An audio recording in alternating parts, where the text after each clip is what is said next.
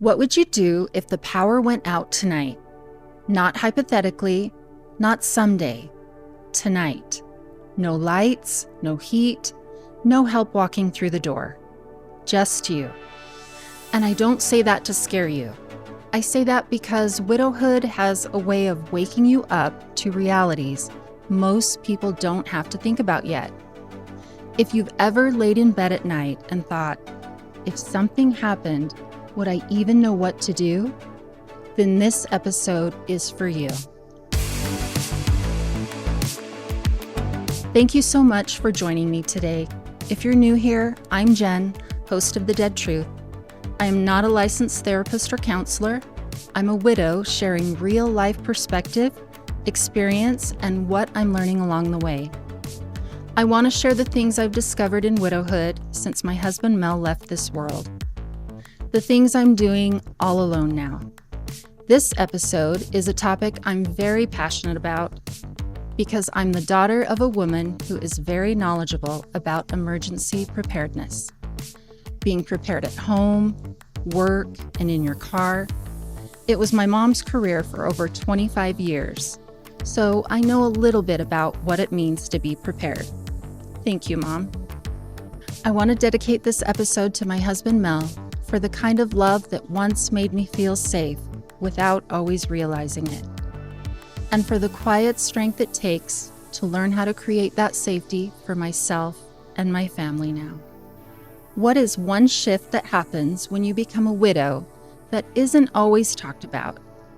In the before of your before and after, you didn't have to think about everything. Your spouse held part of the weight.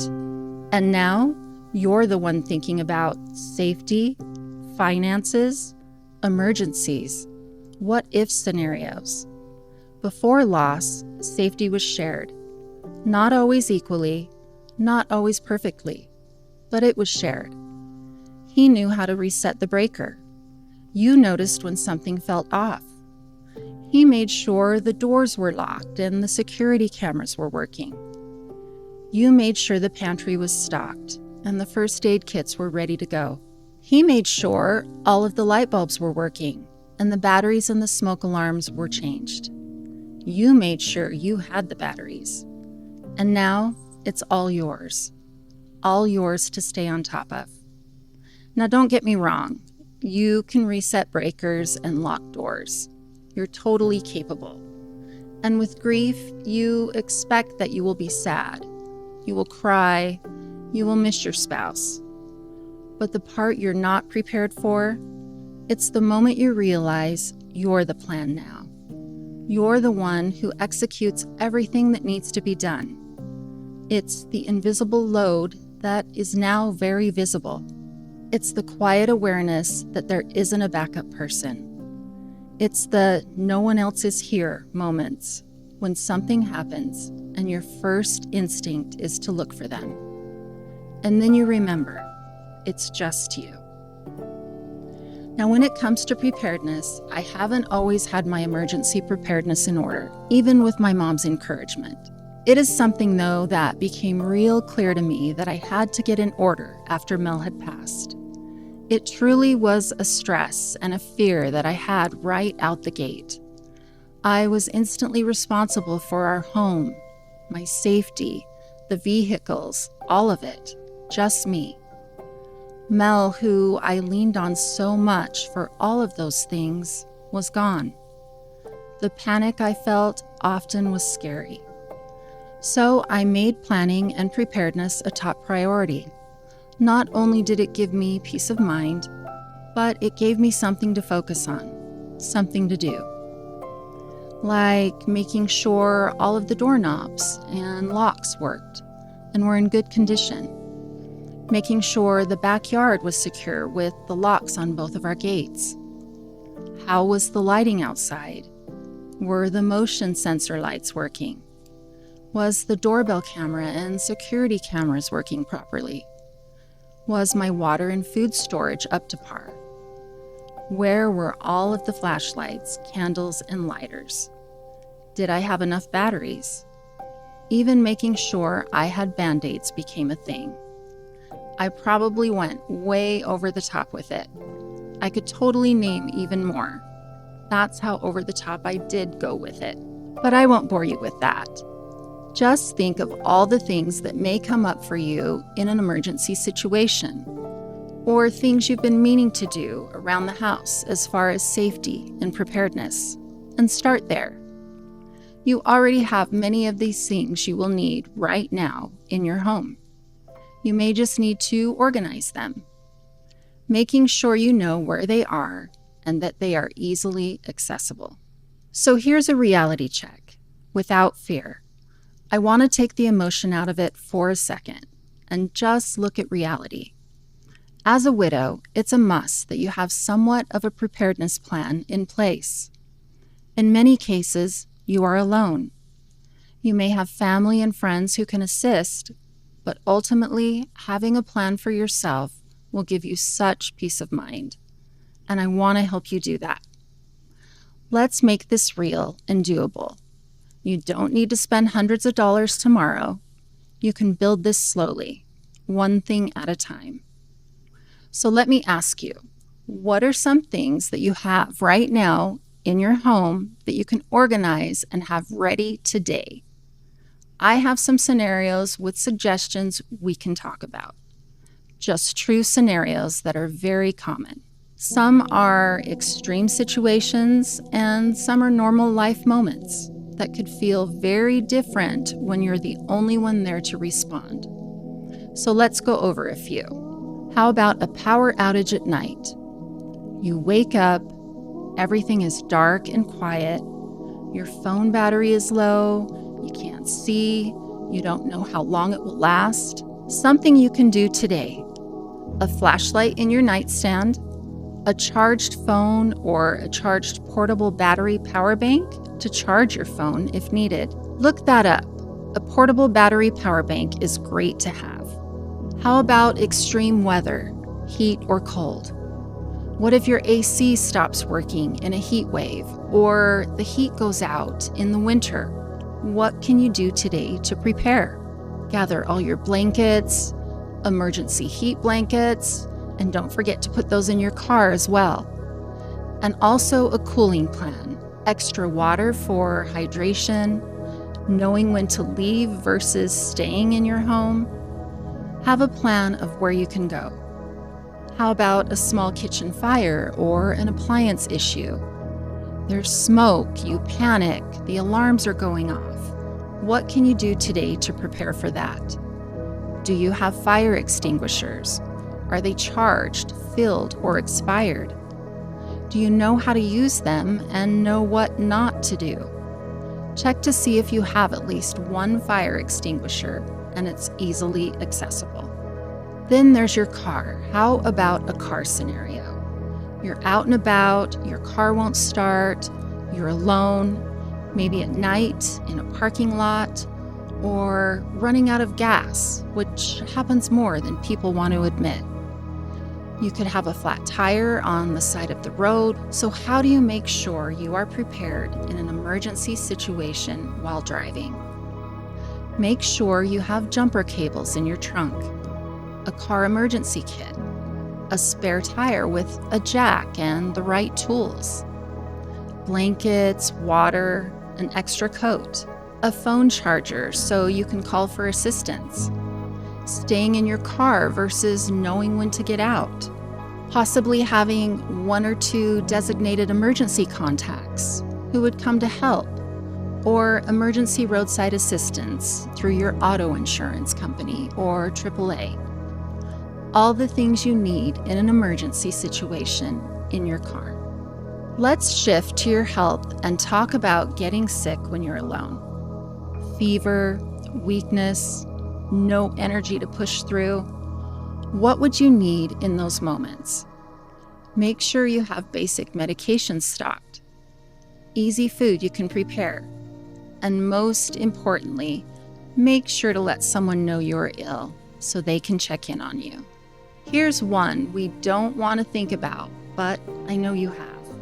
It's probably one of the first aspects of widowhood and grief, and being home alone or the only adult in the home that we are most in fear of. It's feeling unsafe or hearing something at night. That moment of, what was that? This is when the peace of mind that you have good window and door locks, your security doorbell or cameras are working, your phone is charged, that you have designated emergency contacts, preferably very nearby, are all helpful. But I would say in this situation, if it's something very out of place and you think it's something, don't hesitate to call for help. One thing I want to point out that we are all very guilty of because of modern technology. Make sure to have a few phone numbers of your trusted contacts memorized. We don't do that anymore because everyone's numbers are on our phone. What if you had to use someone else's phone but didn't know anyone's numbers? Now that's a call to action we must all take immediately. Widow brain, please don't fail me now. These last few are not related to your safety, but are emergencies that can come up. The first is financial or life interruptions. An unexpected bill or expense like a car repair, a home issue, medical costs. Best practice would be to try and have a small emergency fund set aside. I know that is not always easy, especially with today's economy and being on a budget. But knowing you have a little stashed away for these moments gives you peace of mind. Also, have a list readily available of trusted service providers for home repairs when something breaks, like your water heater, furnace, or a plumbing or electrical issue. I don't even like to think about when those things happen, but they do. So I just want to pause a second and reframe all of this for you. This isn't about expecting something bad to happen. This is about removing the assumption that I'll figure it out when it happens. Prepared doesn't mean paranoid. It means protected. Because when something happens, your brain doesn't think clearly. That's just biology. So the goal isn't to be perfect. The goal is to make things simple enough that you don't have to think on the spot. You're ready with what you need, which brings down your stress levels. I mean, the dead truth is, these are things everyone should be prepared for. But today, it's you, the widow on her own now. It's not what we chose, but this is where we are at. Let's talk about the part we don't say out loud, but we both know what this really comes down to. The part underneath all of this. It's not really about flashlights or home security. It's about the moment you realize there's no one else coming to take over. And that can feel terrifying before it ever feels empowering. The pressure of being the only decision maker. The fear of, can I do these things alone? The grief layered into responsibility. You may be surrounded by loved ones who you can reach out to for help that wouldn't think twice to do so. I hope that you do. But at the end of the day, you are responsible for you. But here's the truth that you may not see just yet. This is your empowerment Wonder Woman moment. You've already been doing this every day in ways you probably don't even give yourself credit for. This isn't about becoming someone new overnight. It's about recognizing the person you're already becoming. It's all about grounding yourself, slowing your thoughts, and stepping into capability when an emergency arises. You didn't ask to be the one holding it all, but you are. And you're doing better than you think. Okay, I hope the suggestions I mentioned were helpful. I know it may be a lot, but I know you can do them. They really are just a reminder of the things we don't always think to prioritize, especially while grieving. Before we go on, I do just want to give a quick thank you for being here with me. If this episode resonated with you, please know you're not alone here. If you'd like to continue this journey, You can find the Dead Truth podcast on all major podcast platforms. Please like and subscribe, as it helps this show grow and reach others who need these conversations too. And for clips, updates, and community, follow us on social media at the Dead Truth Podcast. So maybe you don't go out and buy anything today. Maybe nothing changes overnight, but maybe you just start thinking a little differently. Maybe you move from, I hope I'll be okay, to, I'll make sure that I am. And that shift, that's where safety, peace, self-reliance, and confidence that you know you got this begins. You don't have to become a survival expert overnight. You don't have to prepare for every possible scenario. But you do deserve to feel just a little more steady, just a little more safe, just a little more in control of your own life again. Remember, you are not just the sad character in your own story. You are the narrator. You get to decide how the next season of your life is written. Until next time, take care of your heart, your mind, your body, and just do your best. And remember, in grief and in life, the truth always finds its way to the surface. That's the Dead Truth. See you next time.